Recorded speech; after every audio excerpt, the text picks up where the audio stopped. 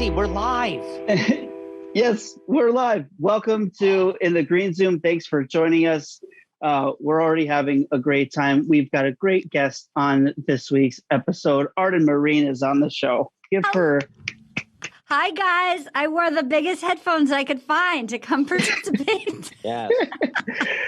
Arden, we were just talking about your setup. You do have one of the best setups, and we've seen, hey, gang, we've seen a lot of them. Oh, you've seen some setups. But this is the real deal. Thank you so much. I turned my garage into a podcast studio, and yeah, this is all soundproofing fabric and stuff. And then I have all my garbage from The Bachelor. I host a Bachelor podcast, and people have sent me all sorts of fun trash, which is fun. Right. Yeah.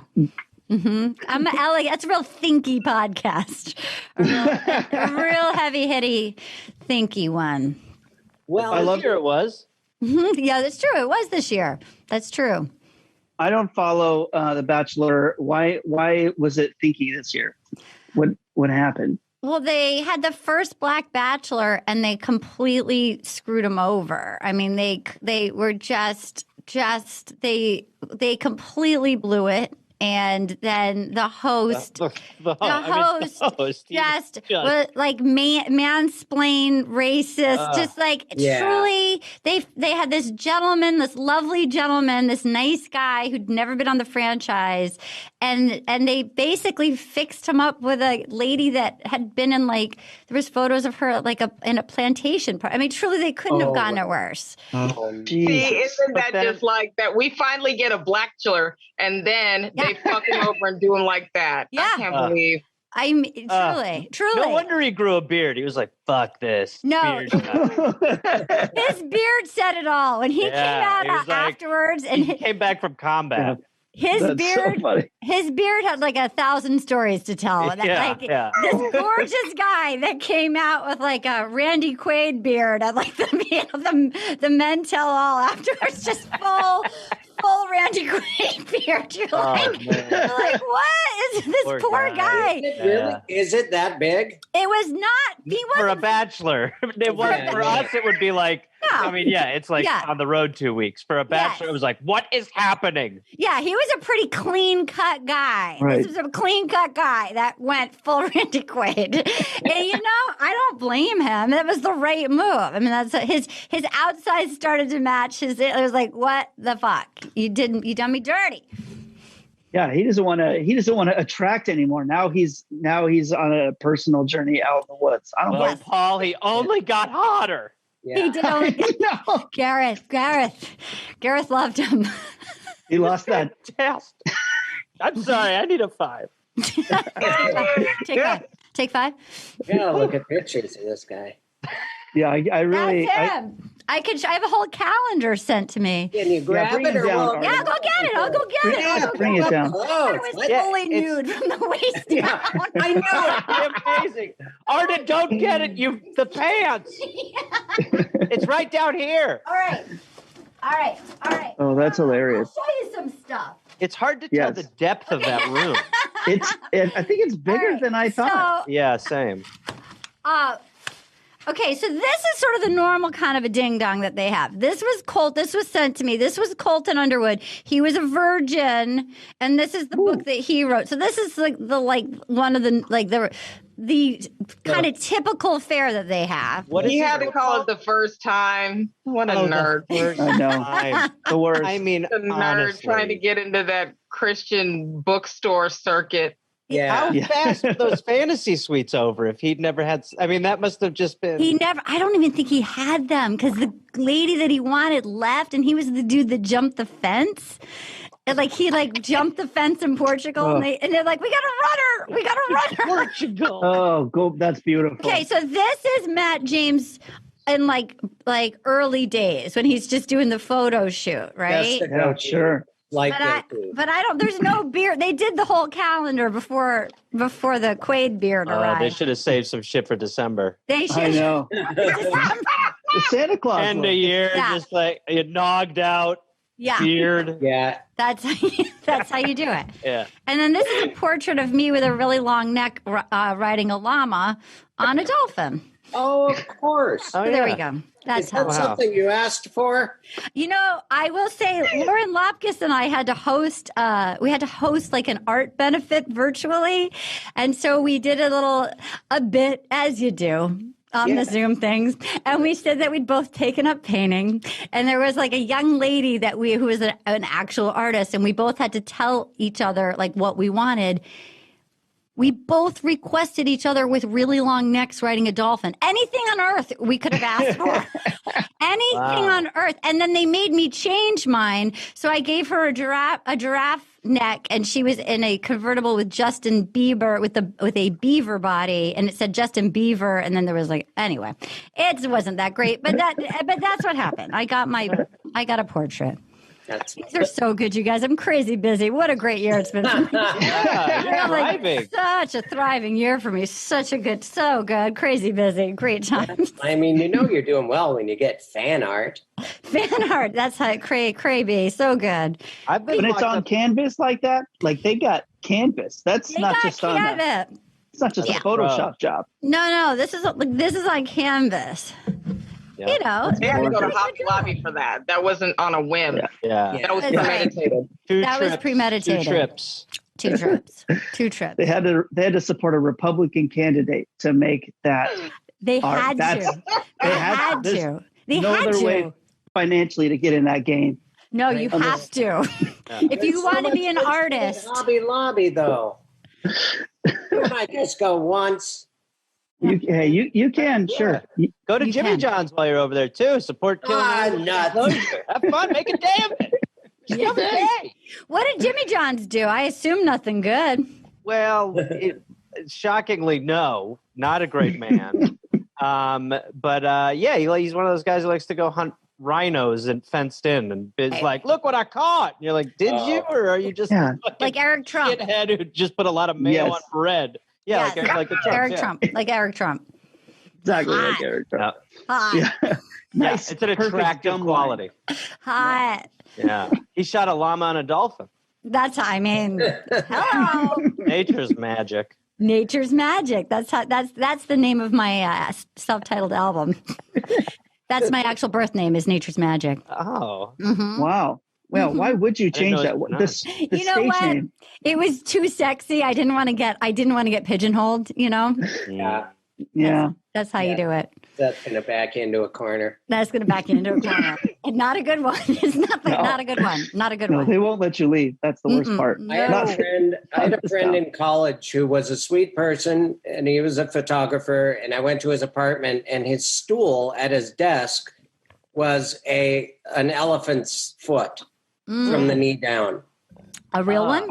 Yeah, and I was so shocked, and I was young. I don't think I even cared about anything yet.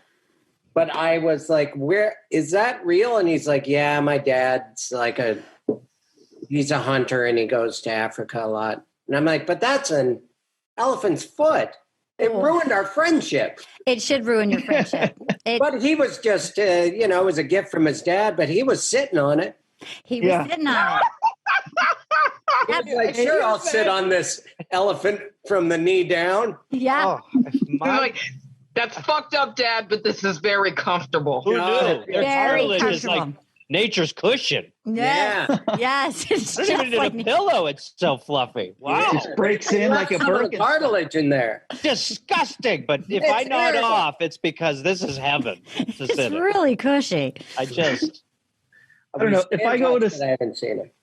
If I go over to someone's house and they tell me to just throw my jacket on the elephant foot, I don't like that. I just don't like that. Yeah. I don't want to drink.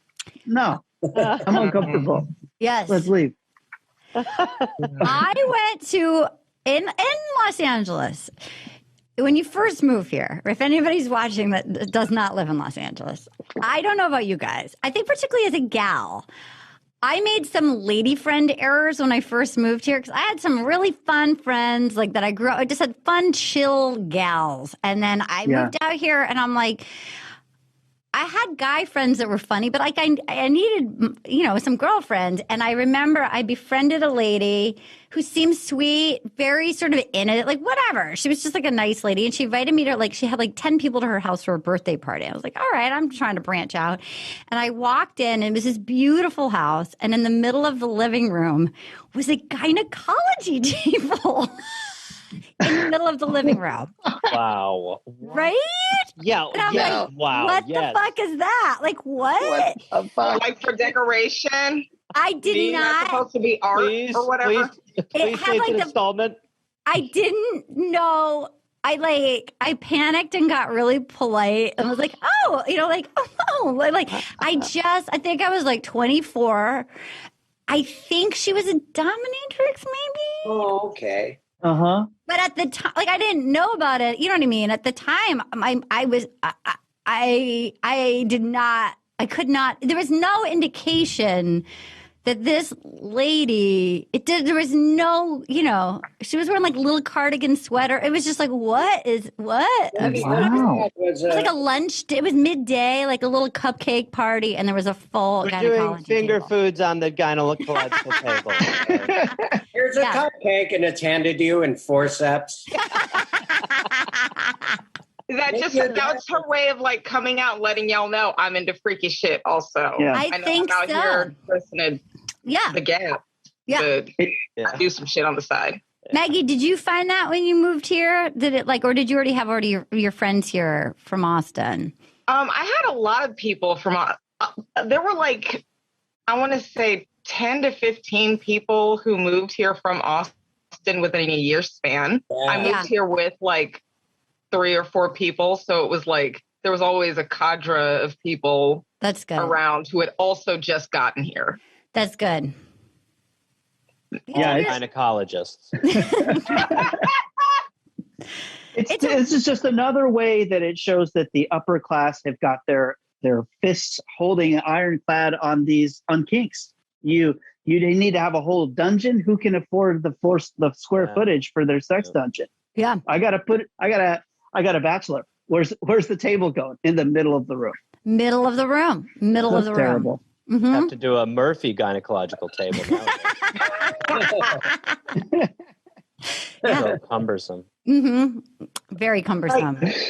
Did she just have the stirrups out and everything? Everything. Otherwise, it would just kind of look like a massage. You know what I mean? Like it would have been. Yeah. The stirrups were the real giveaway. Yeah. Right. Like, do you ride your?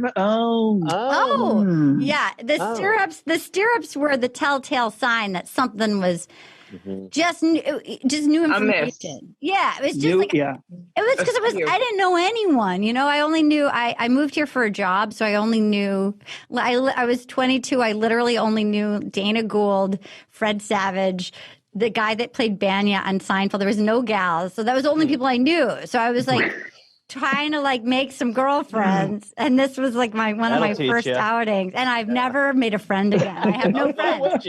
I have never made one friend. Just you and Banya. You're like, Banya, do you want to come over again? Banya. Hey, I'm not running out. Yeah. I'm Banya. Yeah. That was. Arden, you wrote about a lot of this stuff in your book. I did. Is that right?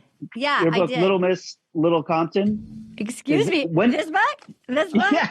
There it is. Hey, I did. It came out during the pandemic. The Pando book, Little Baby Pando.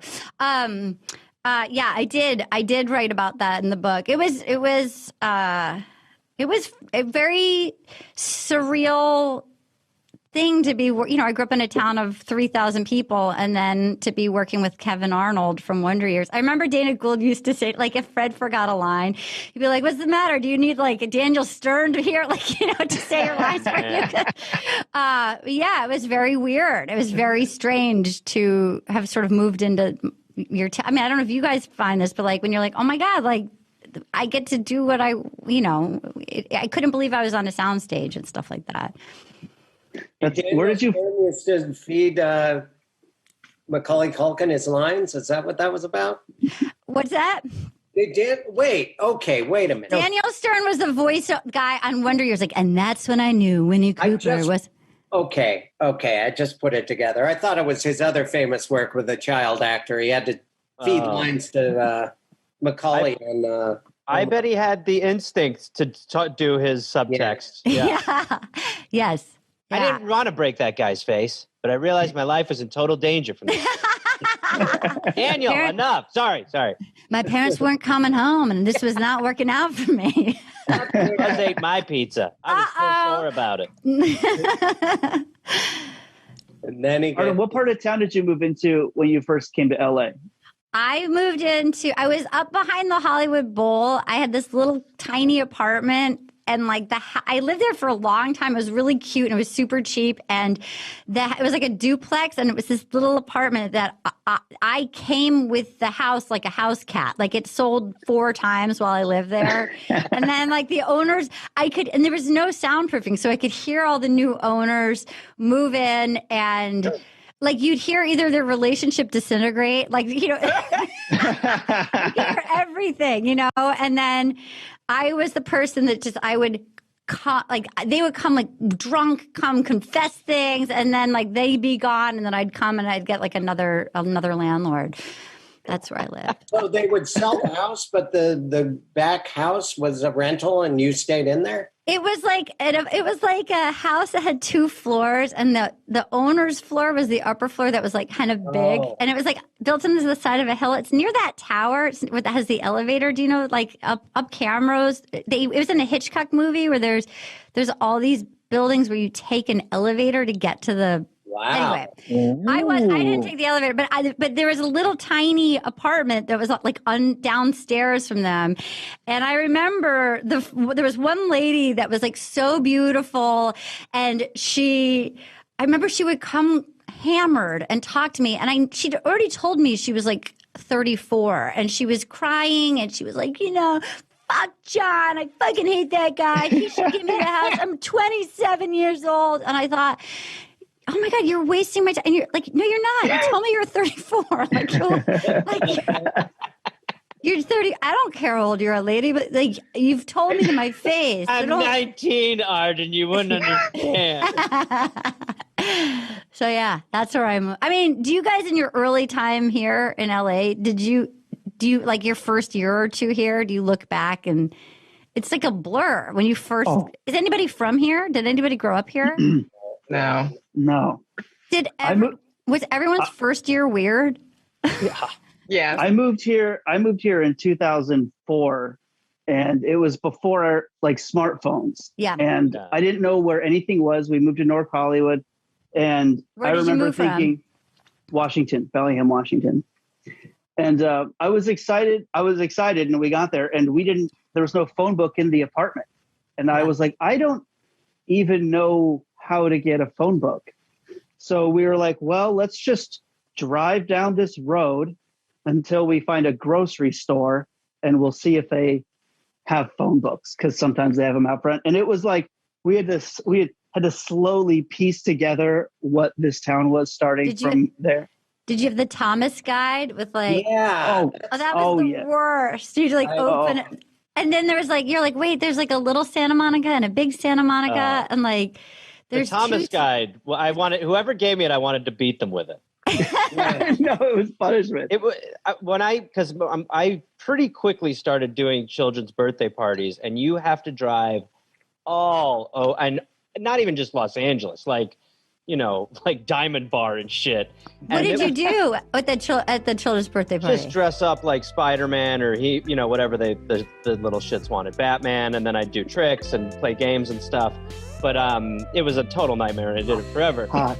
That's really hot. Thank you. Thank you. And such a steamy beginning for you, Gareth. It's a hot start. I mean, it's a hot start. I was cool. You started coming in hot. To see the full episode, support the show at patreon.com/InTheGreenZoom.